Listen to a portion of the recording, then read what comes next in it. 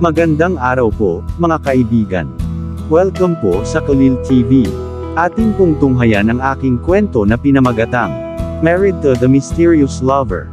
Pero kung bago ka pa lang sa aking channel, paki-like po ng aking video, paki-click po ng subscribe button gayon din ang bell icon para lagi kayong updated sa mga paparating ko pang uploads.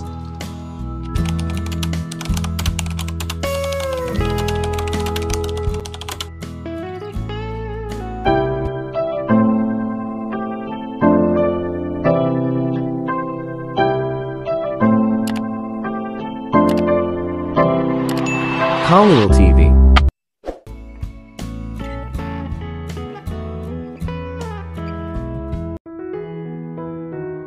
Part 44. Niyakap siya nito mula sa likod, at tinanong ni Lance kung bakit mabilis siyang lumabas na parang lalaki. Dumampi ba ang tubig sa kanyang katawan?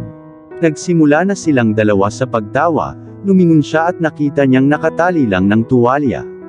"May damit ka bang pantulog dito?" tanong ni Lance at sabi ni Rosa oo.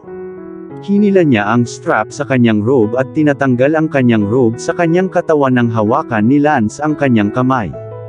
Tumingin siya sa kanya, naiintindihan niya ang ibig niyang sabihin pero ayoko na ngayon. "Huwag muna ngayon please," sabi niya at sinubukang isuot pabalik ang robe. Hindi ito ang oras para magromansa at makipagtalik, emosyonal siya at nangangailangan ng oras upang talakayin ang kanyang buhay at ang kaganapan sa ngayon. "Hindi ngayon para saan? Wala akong sinabi. Ano bang masama kung humanga ako sa robe mo?" pagpapanggap ni Rosa. Tinanggal niya ang kamay nito sa kanya at patuloy na hinihila ang robe sa kanya. Umiling si Lance, tinulak siya ni Rosa. "Bitawan mo ako," hiling ni Lance. Tumalikod siya sa kanya at binuksan ang drawer sa gilid ng kama, kumuha ng tableta at itinapon sa kanyang bibig, at lumagok ito ng tubig. "Lance, hindi ka ba masaya na nandito ako para magpalipas ng gabi sa iyo?" tanong ni Rosa na niyakap siya mula sa likuran. Ipinatong niya ang ulo sa likod nito at ang mga kamay sa baywang nito. "Siyempre masaya ako. Lalo na ngayong down ako. Wala kang ideya kung anong ginhawa ang naidudulot sa akin ng presensya mo," sagot ni Lance, inilapag ang baso. "Gusto kong bayaran ang utang ko babe," sabi ni Rosa, ipinatong ang kamay nito mula sa baywang hanggang sa katawan nito. Hindi niya alam kung bakit ngunit naramdaman niyang dapat silang magsalubong at simulan ang kanilang relasyon sa kabuuan. Napapikit si Lance saglit. Inilagay niya ang kanyang mga kamay sa kanyang mga kamay na namamalagi at nagtanong, "Anong utang?" tanong niya, sa pag-aakalang hindi niya alam ang ibig niyang sabihin. Hindi alam ni Rosa kung paano ito sasabihin sa kanya, ibinuka niya ang kanyang bibig at muling isinara iyon. Patuloy niya itong hinahaplos, "Gawin natin ngayong gabi. Naiwan ako dahil doon," deklara ni Rosa. "Nasabi ko na dati Rosa, hindi ngayon. Wala akong kahit kaunting interes dyan sa ngayon," sabi ni Lance at lumayo. Sinundan siya ni Rosa at itinulak siya sa kama. "I want it now," wika ni Rosa na itinulak ang likod sa bed.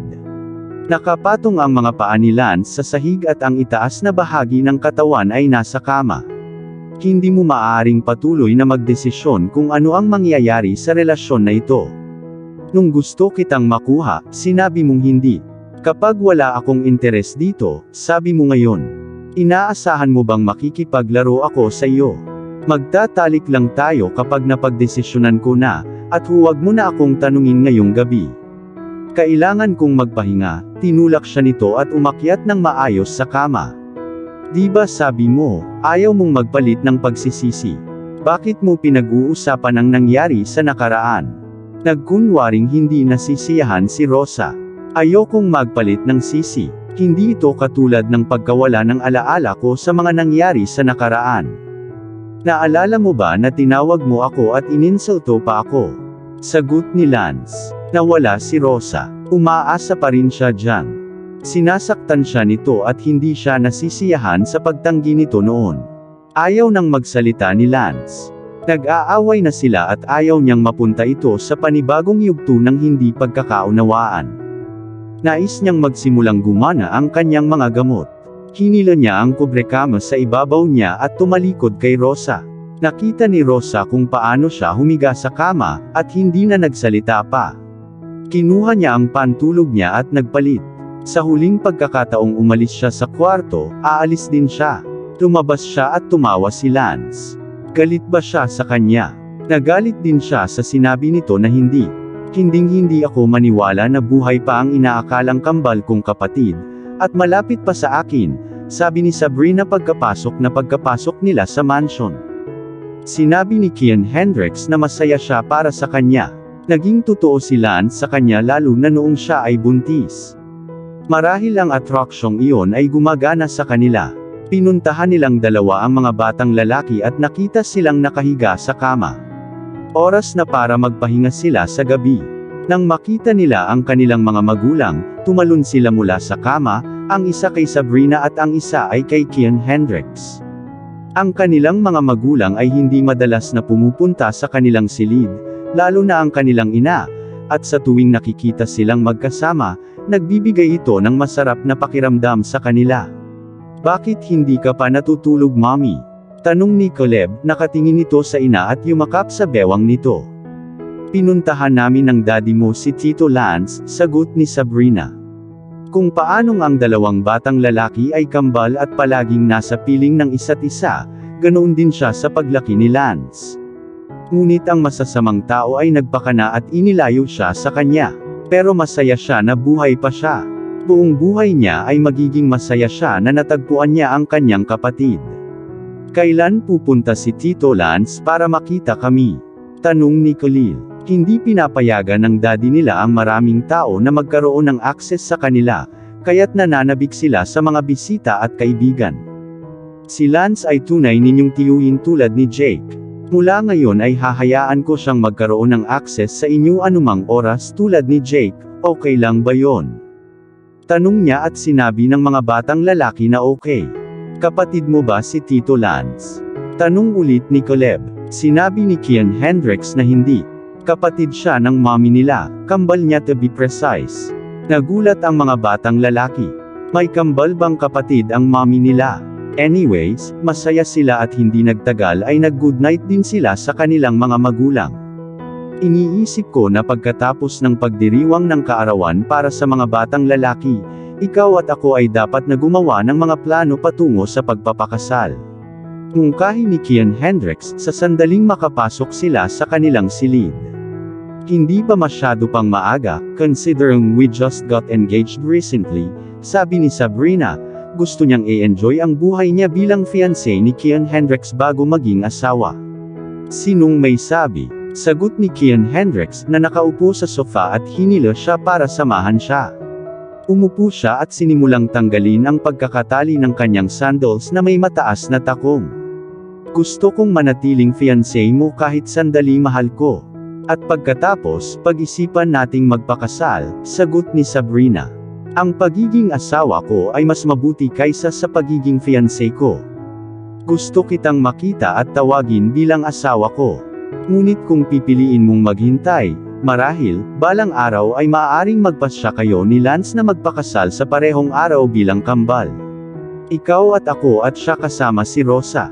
Ayokong madalin ka. Kapag handa ka na, maghihintay ako, deklara ni Kian Hendricks, at nagtanim ng featherlight kiss sa kanyang noo. Hindi nagtagal ay nakatulog si Lance. Uminom siya ng sleeping pills para makatulog siya ng gabing iyon. Kung hindi, hindi siya makakatulog. Mapupuno ang kanyang isip sa lahat ng narinig niya noong gabing iyon.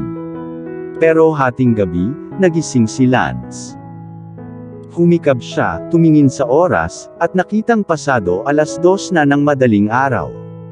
Umayos siya ng upo at naalala na si Rosa ay natutulog sa tabi niya. Tumingin siya sa gilid kung saan ito dapat natutulog at nakita niyang wala itong laman. Hindi siya bumalik sa kwarto. Natarante siyang tumayo at nagtungo para pakalmahin ang sarili. Tingnan mo siya sa ibang kwarto. Pumunta siya sa sala at napagdesisyonan na pero wala siya doon. Tumingin siya sa guest room at wala rin siya doon. Maliban sa guest room, naroon lang ang children's at ang servants' quarter. Maging si Tita Mimi ay nakatira sa servants' quarter. Napagdesisyonan niyang tingnan ang children's room at doon niya naabutan si Rosa na natutulog na nakahalukip-kip ang mga kamay sa pagitan ng mga hita. Malamig ang panahon at kahit hindi niya binuksan ang aircon, binuksan niya ang mga bintana. Pumunta siya at sinara muna ang mga bintana at marahan siyang dinala pabalik sa silid.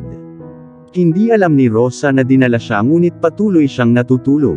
Inihiga siya nito sa kama at inayos ang aircon sa mainit na temperatura bago siya tinakpan ng kubrekama. Ang lamig ng palad niya. Ang damit na pantulog na suot niya ay manipis at hindi makatiis sa lamig. Bakit hindi siya nagising kung sobrang lamig? Baka nilalamig siya ng umagang iyon. Humiga siya sa tabi niya at hinilo siya sa yakap niya. Marahil ay nakikibahagi sa kanya ang temperatura ng kanyang katawan, at tinatanggap ang bahagi ng kanilang lamig. Madaling araw nang nagising si Rosa at natagpuan ang sarili sa yakap ni Lance. Kailan at paano siya nakarating dito? Naalala niyang sa kwarto siya natulog. Natutulog pa rin si Lance at sinubukan niyang tumayo ng marahan sa pamamagitan ng pagtanggal ng kamay nito. Pero bigla siyang hinila ni Lance pabalik. Nagpumiglas siya mula sa kanya at hinayaan siya nitong tumayo. Umalis siya para pakalmahin ang sarili at tiningnan ang oras nang bumalik siya. 4:30 AM na, kailangan pa niyang matulog ng 2 oras bago tumayo para maligo. Bumalik siya sa pagkakahiga sa kama at tumalikod kay Lance. Gising na siya ngayon at hinilo siya para yakapin ulit, pero inalis niya ang mga kamay nito sa kanya. Napangiti si Lance. Oras ng pagbabayad. Siya ay nagbabayad sa kanya ng eksakto kung paano niya ginawa noong nakaraang gabi. Mula sa likuran ay niyakap siya nito at sa kabila ng pagpupumiglas ni Rosa ay niyakap niya ito. Imposibleng magalit ka pa, bulong ni Lance sa tenga. Pilit niya itong pinaharap sa kanya at sinabing, huwag mong sayangin ang lakas mo, nakikipaglaban sa akin. Nilagay niya ang labi niya sa labi niya at hinalikan siya.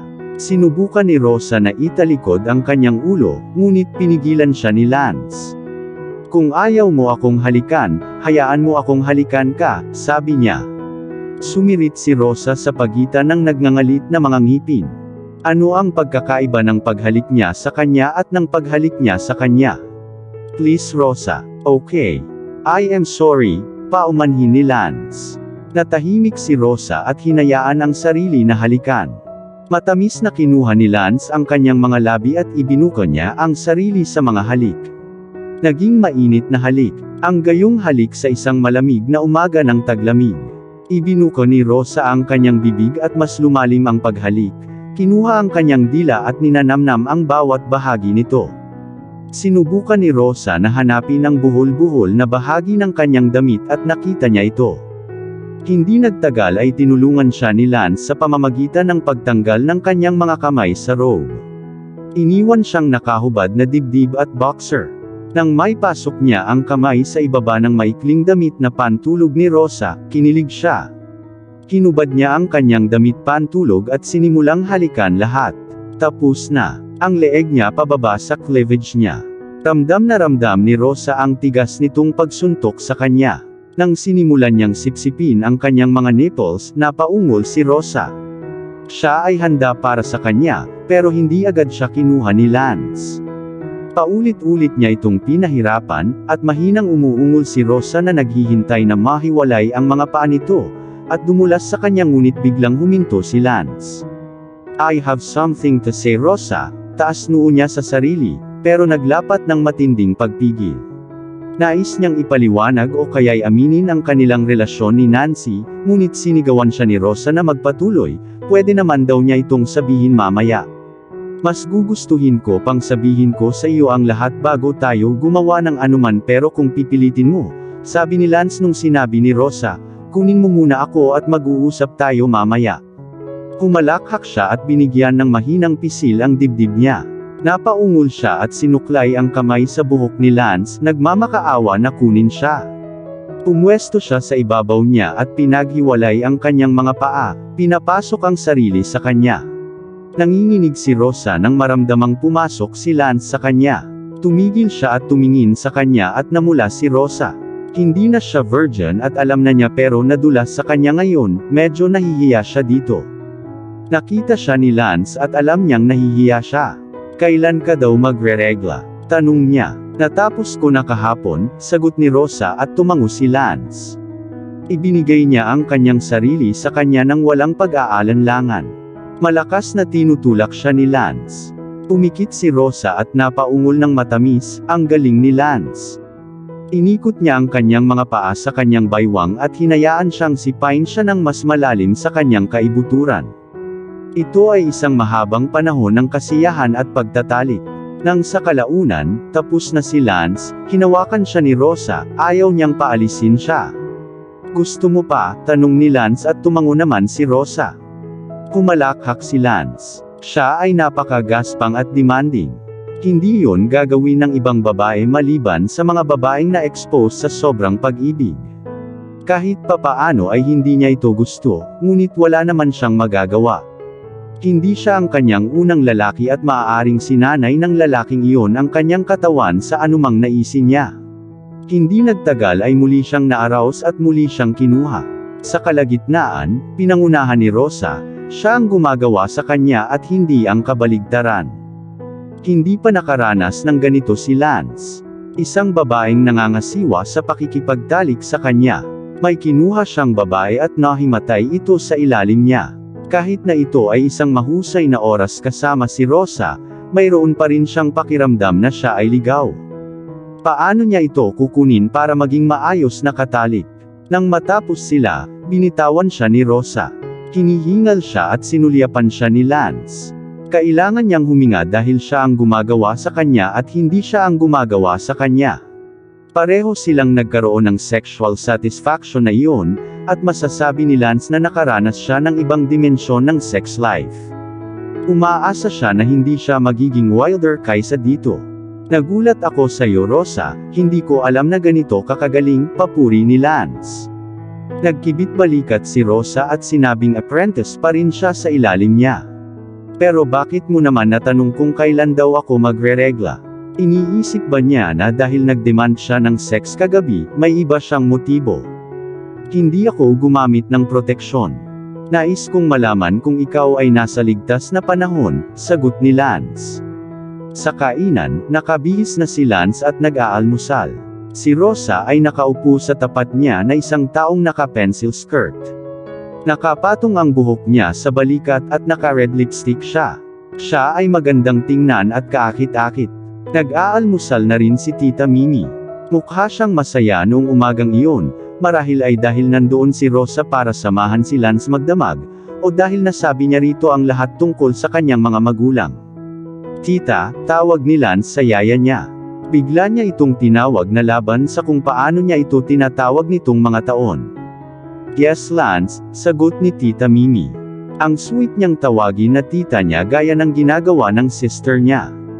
Sasamahan mo ba kami ng kapatid ko sa libingan ng mga magulang namin? Tanong ni Lance. Tumawag si Sabrina at sinabing ihahatid siya ng driver.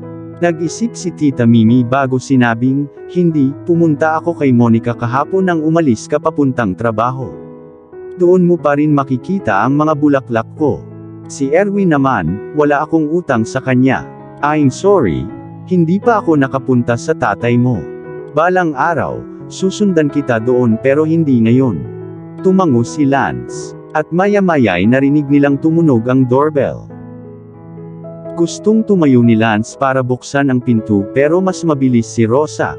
Bubuksan ko ang pinto, sabi niya, naglakad papunta sa entrance at binuksan ang pinto para kay Sabrina. Nagyakapan ang dalawang magkaibigan. Tiningnan ni Sabrina ang ulo hanggang paa ni Rosa at ngumiti. Mukha siyang napakaganda at sweet, at hindi niya matanda ang nakita niya si Rosa na napakaganda noon. Habang si Rosa ay gustong tumalikod at ipasok siya sa sala, hinawakan ni Sabrina ang kanyang braso, ang ganda mo ngayong umaga, sabihin mo sa akin kung ano ang sikreto. Panunukso niyang tanong. Humalakhak si Rosa at sinabing, salamat, kinindatan niya ang kanyang kaibigan ng mapang-akit, at ngumiti si Sabrina, humarap sa kanya. Nakikita ko kung gaano kahusay ang trabaho ng kapatid ko sa magdamag, nakakalakad ka ba ng maayos? Pang-aasar ni Sabrina at nagsimulang tumawa. Ang sweet ng kapatid mo Sabrina, bulong ni Rosa.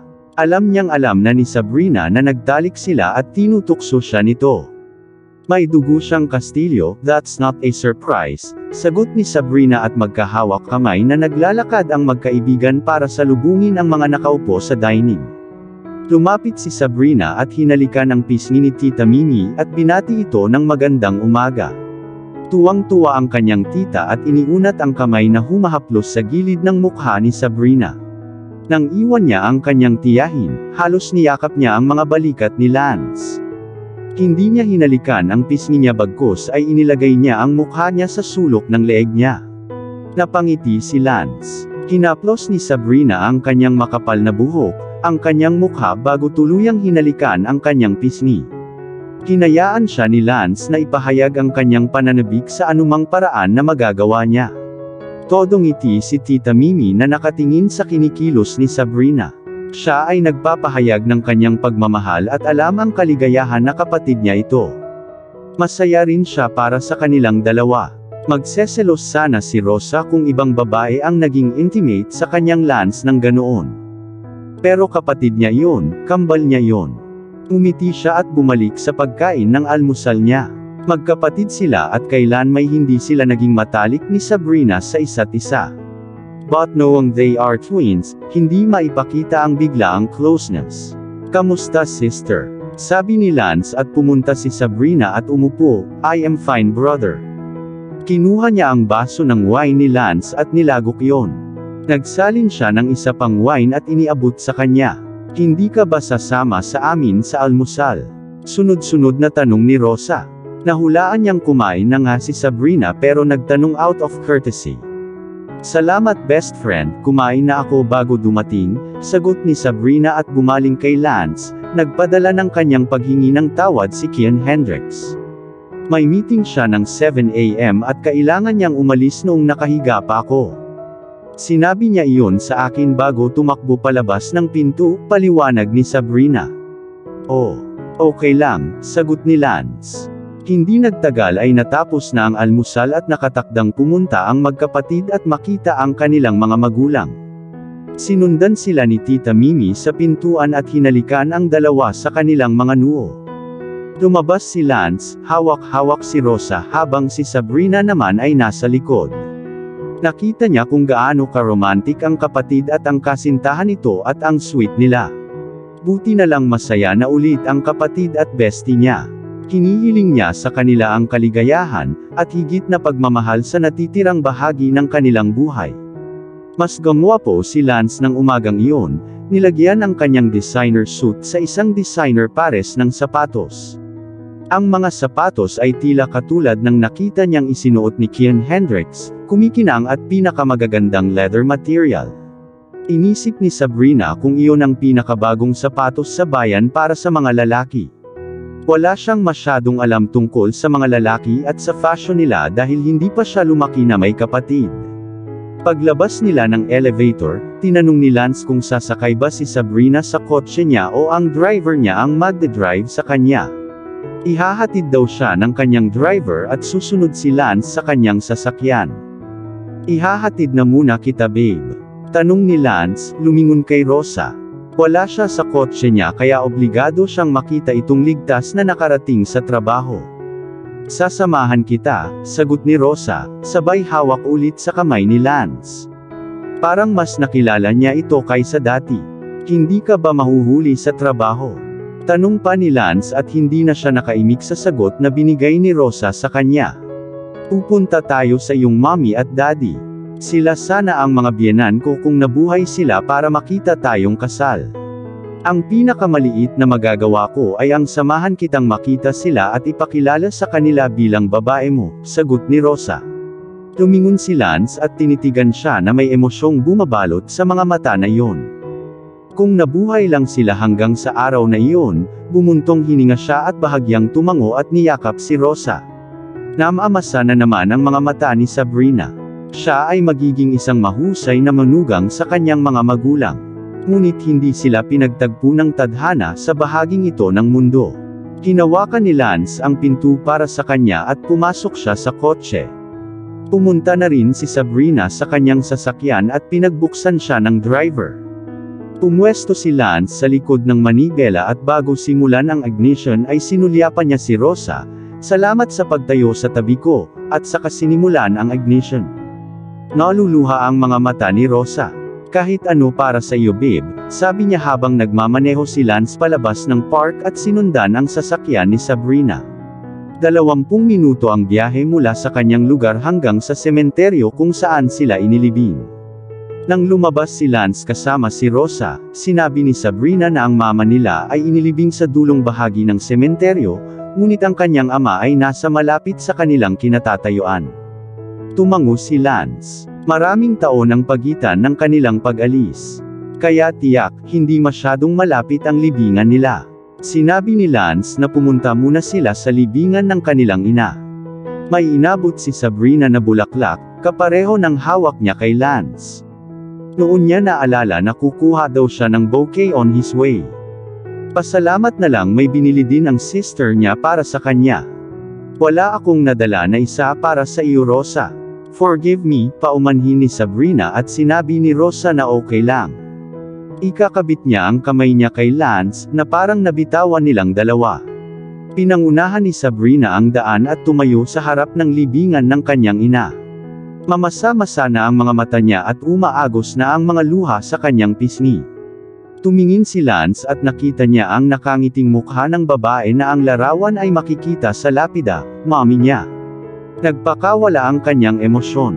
Lahat ng pinagdaanan niya simula nang isilang siya hanggang sa oras na mamatay siya, parang pelikula ang naglaro sa harapan niya at hindi niya napigilan ang mga luha.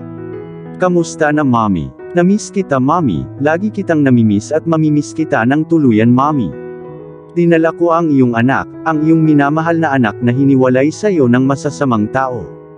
Ngunit ngayon ay binisita ka niya." Wala nang masabi pa si Sabrina. Nagsimula siyang humagulgol. Hindi sapat ang kanyang pagtanda at hindi sapat ang oras at alaala kasama ang kanyang ina. Ngunit hindi siya tumigil sa pag-iisip kung paano magiging mas maganda ang buhay para sa kanya, kung ang kanyang ina ay hindi namatay. Nakita ni Rosa na humihikbi si Sabrina at niyakap siya. Nanginginig siya at parang kumawala ang mga luha niya mula sa reservoir nito. Umiyak siya ng malakas. Hindi man lang sinulyapan ni Lance si Sabrina, nararamdaman niya ang kanyang emosyonal na sakit. Ang babaeng ito ay nagbigay sa kanya ng buhay, inilabas siya ngunit hindi pinahintulutang hawakan siya sa kanyang mga kamay. Iyan ang pinakamalaking parusa at paghihirap sa pagiging ina. Isang babae ang nagdala ng isang bata sa kanyang tiyan sa loob ng maraming buwan at pumasok sa labor room. Dumaan siya sa mga yugto ng sakit at kalaunan ay itinulak ang sanggol palabas. Para lang maagaw sa kanya ang sanggol. Narinig niya ang sigaw nito ngunit hindi siya nito dinala. Kung totoong namatay siya, ito ay iba. Ngunit umalis na siya at nalaman niyang patay na ang kanyang anak. Iyan ay kasamaan sa bawat kahulugan ng salita. Natuklasan niya ito, at humikab ang kanyang puso para sa kanyang anak. Gusto siyang bawiin ngunit sa halip ay sinalubong siya ng kanyang kamatayan. Nais niyang hindi na niya malaman na nabubuhay pa siya o talagang namatay na siya. Isa siyang doktor at alam niya kung ano ang pinagdaanan ng kanyang ina. Ang mga emosyon, ang pagkabigo, at ang kawalan ng kakayahan sa namamatay sa kama. Ang kalupitan ay sumpain. "Mommy," sabi ni Lance at nabulunan ang boses niya. At dito na po, nagtatapos ang part 44 ng ating kwento. Sabay-sabay po natin abangan ang susunod na kabanata. Paki-support rin po ng mga kwentong pag-ibig ni Deborah Stories, ang aming munting channel. Maraming salamat po. God bless and stay safe everyone.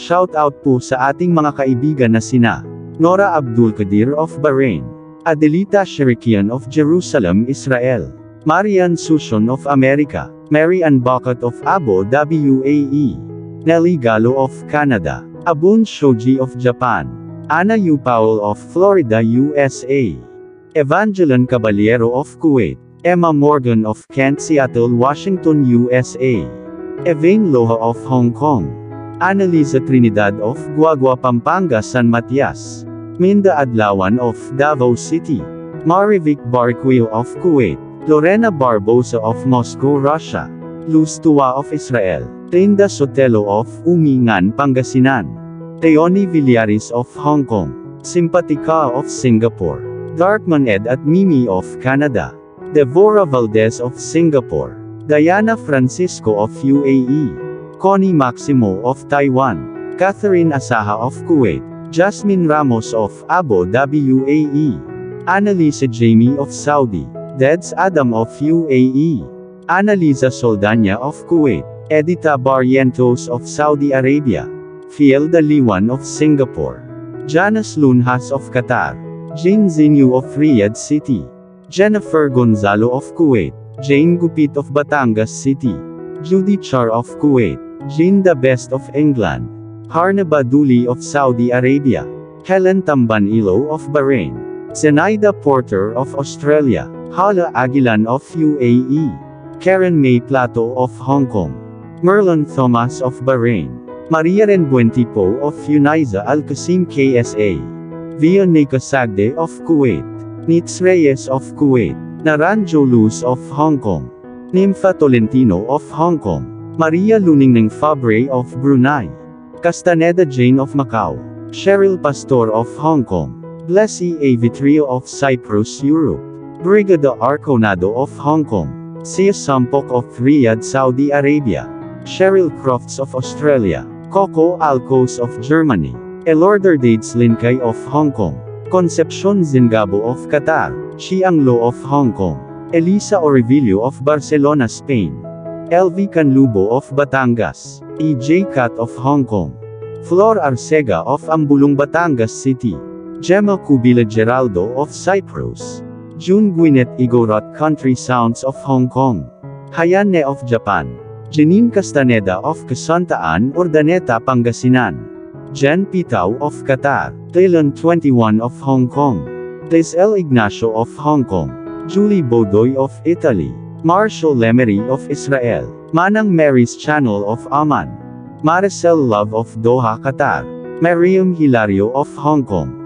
Melanie Isidro of France, Marivic Mauricio of Hong Kong, Meloji Sago of Singapore, Margarita Obunia of Dubai, Maria Cristina Uding of Riyadh KSA, Manette Chavez of San Diego, California, USA, Mary Grace Galen of Riyadh KSA, Mayu Calamente of Qatar, Maricel Dela of Hong Kong, Zenaida Bolo of Riyadh KSA, Rodover Magallanes of Hong Kong, Provlin Gamboa of Taiwan, Vilma Abrium of Macau, So Mendoza of Abu Dhabi UAE, Rowena Bandong of Macau, Putri Bungso of Riyadh KSA, Ray Jane Costa of Casantaan, Urdaneta, Pangasinan, Reynaldo Castaneda of Cabuloan, Urdaneta, Pangasinan, Olivia Dupagan of Singapore, Deleth Sevilla and Renan Sevilla of Alhambra, Los Angeles, California, Thea Williams of New Jersey, USA, Ludi Fan of Australia, Lorna Bayunas of Qatar, Tuisita de la Cruz of Riyadh KSA, Mercy Hernandez of Israel, Neri Uy of Hong Kong, Kenta Hamamoto, Fe Cruz, Vladimir Casimo, Glyceria Salab, Rex Roy, Jules HL101, Gemela Dumasil, Elsa Maestro, Jelon Dennis Ruiz, Gloria Cha of Quezon City, Gina Judy Adan, Josie Silva, Ruth Meru of Taiwan, Sheila Rubio, Zenaida Abo, Tin Oronan Updates, OFW Adventures 404, Patsy CP, Reina Roque, Mari Lupanerio, Gina Olan of Lipa City, Batangas, Amalia Capati, Jacqueline Pascual, Elisa Mendoza, Mary Grace Patricio, Sunida Abo of Saudi Arabia, Arlene S. Dava, Alia Garbawi, Arceli Alvaro, Angelo Cabrera, Alan Van Dinter, Alma Esturreis, Adnal Alods, Alma 1027, Angelica Fabroa Montajes, Azumi 12 Gamang, Alma Buena, Angelo Fuchs, Boots Gabriel, Boleza Buenaventura, Babylin Ramirez, Begs General Udin, Beth Fernandez, Dear Lady Love TV, Debbie De La Roca, Shunli Diaries, Love Top Secrets, Twin Angels TV, Charito Flores, Conchita Alcos Rage, Cynthia Neva, Carmel Tagupa, Cher Blanche, Charlene Canete, Comwat May 2020, Dina Moises, Divina de Guzman, Delia Kinain, Dorsey Mendoza, Didang Soaban 03, De La Cruz Aloha, Ellen Juanilo, Eve Tisoy, Esther Serdancilo, Emerita Ariola, Eileen Montalvo, Edna Vinger, Aditha Barrientos, Elizabeth Plagaria, Gloria Abihiro, Femalig Onlina, Francis Grace Villegas, Fena Veras, Raquel Calao, Feli Upay, Grace Soco, Feli Cockle, Girly Bautista, Jenny Cabanca, Spice 221, Gemma Valmonte of Hong Kong, Gloria Balan, Jin Kyle Alonzo, Girly Gina, Margarita Lagumbay, Grace Soco, Imelda Palma, Grace Villarta, Hani Habibi, Sons OFW Vlog, Helen Santiago, Imelda Palma, Sassy TV, Imelda Castillo, Jenny Joy Ruiz, Juliet Tamayo, Rose Bulak, Jeff Felgayo, Jomelon Angelical, Jennifer Bilo, Jeannie Malig On, Jeliv Guevara Ganelo and Family, Prince Ravai Olive Apple, Papa Apple, Jake Osmond and Daddy Sam, Jussie Baking, Vilma Laganzad, Jennifer Alamada, Joyet Barrientos, Kat Pablo, Leilani Cordero, Leonora Laban, Rina Ayo, Teresita Arevalo, Luz Templo Nuevo, Deleth Aceveda, Lena Palail, Lorna Friale, Teonila Montemayor, Leonard Brown, Delen Aquino, Lucy Laman, Lynn Morales, Regia Sabihon, Marizel Varona, Madel Fierzos, Merlon Basarte, Mirna Catinina, Miss B, Marivic Malyosa, Madam Tinapay, Melody Espanola, Maricar Martinez, Mary Jane Rolutin, Make a Story, Marcus TV, Marites Laduon of Israel, Malu Gakyusana, Mavic Mauricio, Maria Felisa Pechan, Melvin Medjano, Maria Bing Tolentino of Hong Kong, Norlene Kalina, Nanito Osada, Neri Javier, Nelly Ibanez, Rosemay Oxen, Rowena Blancada, Ronda Carion, Razel Gin Caliaen, Remilin Saliat, Rosie Paquiausi, Regilan Santos, Ruth Tambagahon, Rubili Balbon, Rosita de la Torre, Rodney Santiago, Raquel Epe, Regina Ward, Sydney Hassam, Sherlon Reneba, Shirel Pasakay, Sazith Oikawa, Susan Naval Castro, Susan Veril, Shanine Linas, Teresita San Luis Magliari of Italy, Vilma Sakin, Vina Angeles, Vilma Mariano, Yasrina Abdullah, Ruby Pedrajas, Yams, Zed to Go, Mariette Minada of Negros Occidental, Elsa Dishman of Kentucky, USA, Aida Silvestre, Marisa Vinals, Marifi Juarez of Riyadh, Saudi Arabia, Maribela, Maricel Lara, Rose Labor, Mariben Montajes, Sur Aida Minalin Raja Muda Makagkalat Salmo of Upper Bikutan, Taguig City, Aloha de la Cruz, Angela Villapa Sibayan at sa mama niya na si Jesusa Sibayan of Villamor, Evelyn Leopoldo, Eileen Paloa, Jana Ray Castaneda of Dubai, Nancy Arena of Macau, Angela May Texon, Diane Lauretti, Celine Piger, Christine Cotivo of Aman, Malu Pineda of Dubai, Lilian Madria, Alma Chano Padsuyan, Loida De Castro, Marlene Lopez, Lerma Carbunco, KW Star, Marilu Antaypuesto of Tagum City, Davao, Mariam Dulay Carion, Rakila Yakan, Jergine Alvanes, Josh Lee, Rodrigo Alvarado, Rose Ellen Fernando, Therese Vivian Cotahan, Aida Bormilado of Iloilo City, Zia Lee Aquino of Kuwait, Edison Kadawas, Irene Garcia, Yuyu of Riyadh, Saudi Arabia, Tapina Maris of Antipolo City, Cheryl Bunye of Kuwait, Jerilyn Manian, Betty Losnum, April Neria, MRFM Fertz, James Peter Judila, Lynn Chain, Annie Brown, Norhana Pagayaw of Saudi from Matalam, North Cotabato, Juvilin Salisali of Singapore, Perlita Bagayan of Hong Kong, Selma Franco Via Cruces of Spain, Josephine Bautista, Rowena Vargas at sa kanyang pamilya sa Rizal, Joy Serrano of Saudi, Samar Biang of Kuwait, Frankie Love of Singapore, Grace Pelias, Aloha Nevet, Cherry Lorono, Lady Ann Blanca, Maricar Yasay, Millie Stauffenberg, Diane Laborte, Nenita Osada of Japan, Michelle de la Cruz of Hong Kong, Donnie Bless TV, Princess Espanti, Abdon family of Iloilo, Neri Sarelianos, Julie M. Baniti, Celeste Casal of Singapore, Meredith Castilla of Bahrain, Mary Ann Salandanan of Hermosa, Rebecca Beer of Germany Frankfurt, Maria Nelda Svensson of Norway, Rosalie Estrada of Maranding Lanao del Norte, Jane Adahar of Caloocan, Gina Contre of Pasay City, Beauty Abaro of America, Fe Dawson of Florida, Ninfa Bongay Data of Calbayog City Samar, Hannah Maria Estepa, Rosalie Sison Angeles Pampanga, Lors 25 Sagitan, Beauty Rose of Bahrain, Dolores Nathan of Riyadh Saudi Arabia, Adelina Garcia of Italy, Herem Qasim, Jane Mendoza, Hawa Bunagan, Maria Idolita Pacanya, Juliet Caday, Mailhin Tugadi, Marichu Triunfanti of Rizal, Yeya, Aming Nuevo of Tagum City Davao del Norte, Nelly Emberdoro of Manama Bahrain, Malin Bangot, Shalimar Vergara, Maricel Panangi,